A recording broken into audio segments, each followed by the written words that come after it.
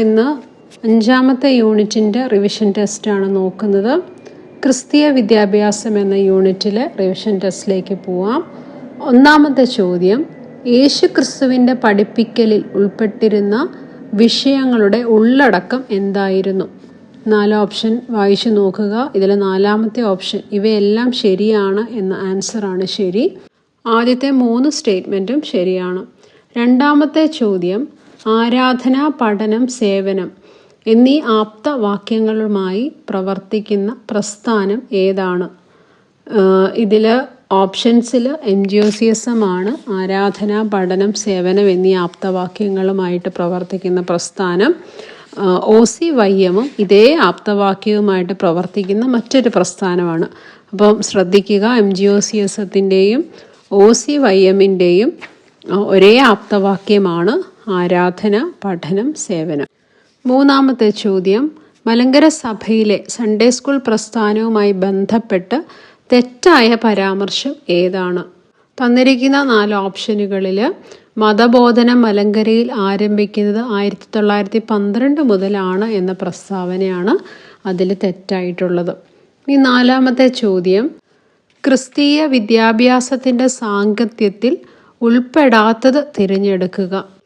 Option 3, ലോകത്തിലെ ഏറ്റവും ജ്ഞാനിയായ ക്രിസ്ത്യാനിയായി രൂപപ്പെടുക എന്നതാണ് ക്രിസ്തീയ വിദ്യാഭ്യാസത്തിൻ്റെ സാങ്കത്യത്തിൽ ഉൾപ്പെടാനാകാത്ത ഒരു പ്രസ്താവന.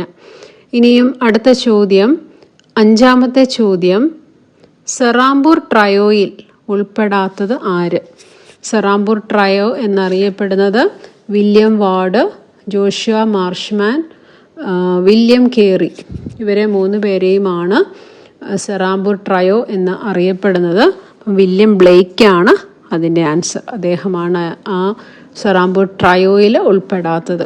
ഇനി 6ാമത്തെ ചോദ്യം, പ്രാർത്ഥിക്കുക, പ്രവർത്തിക്കുക, പ്രകാശിക്കുക ഈ ആപ്തവാക്യം ഏത് പ്രസ്ഥാനത്തിൻ്റേതാണ്?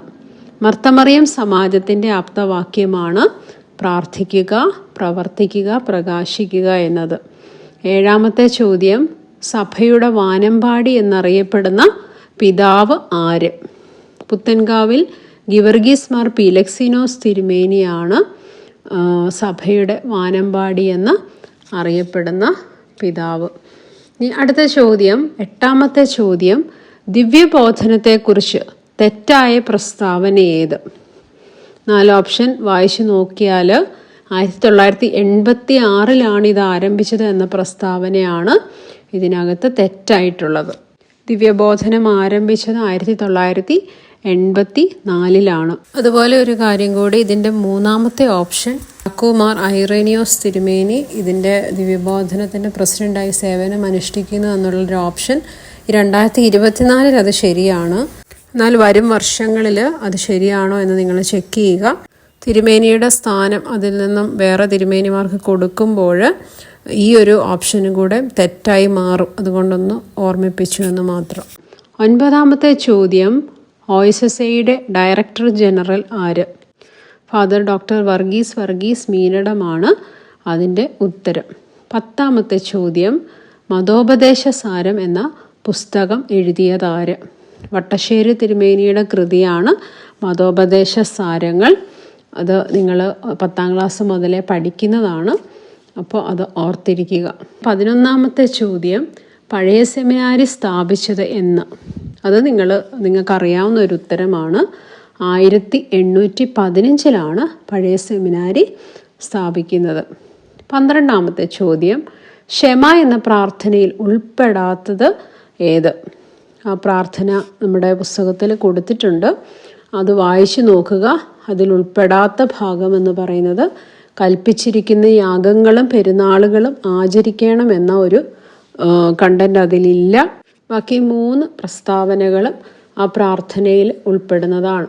13ാമത്തെ ചോദ്യം, ഇസ്രയേലിയരുടെ ഔപചാരിക വിദ്യാഭ്യാസത്തെ സംബന്ധിച്ച് തെറ്റായ പ്രസ്താവന ഏത്?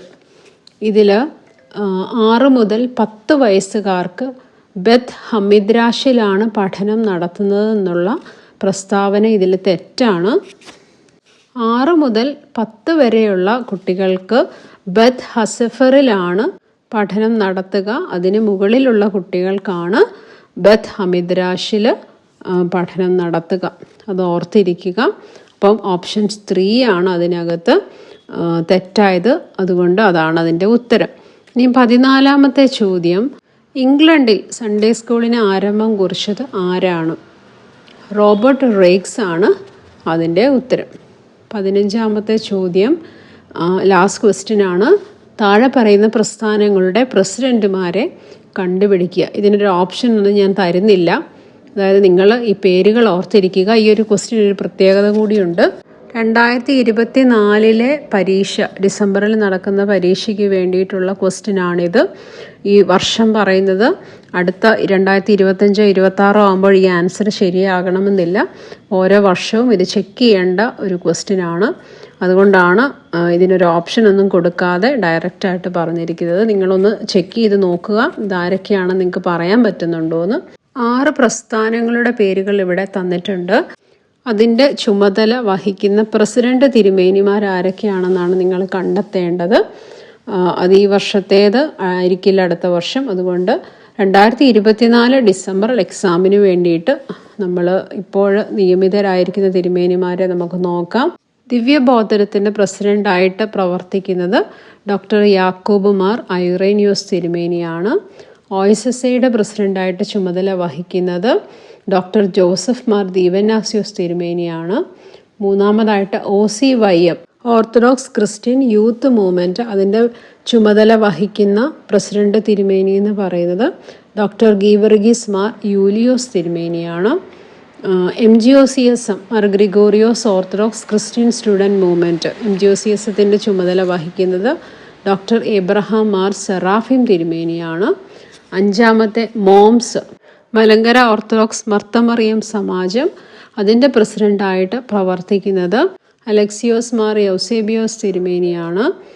6ാമതായിട്ട് പ്രാർത്ഥനാ യോഗം, അതിൻ്റെ പ്രസിഡൻ്റായിട്ട് പ്രവർത്തിക്കുന്നത് ഡോക്ടർ ജോഷുവ മാർ നിക്കോദിമോസ് തിരുമേനിയാണ്.